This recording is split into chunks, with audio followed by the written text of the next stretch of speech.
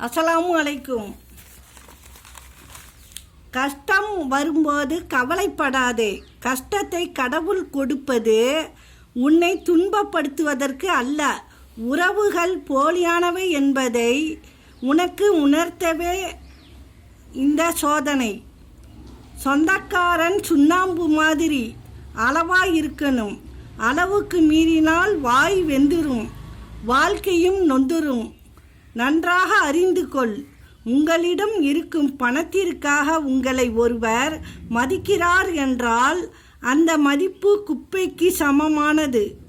உங்களிடம் ஒன்றுமே இல்லாத போது உங்களோடு உறவாடியவர்களே உங்கள் நிஜமான சொத்து.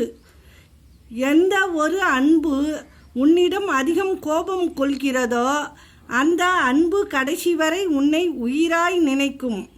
உறவு என்பது ஒரு புத்தகம், தவறு என்பது ஒரு பக்கம்.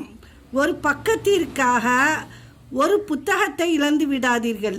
அஸ்ஸலாமு அலைக்கும்.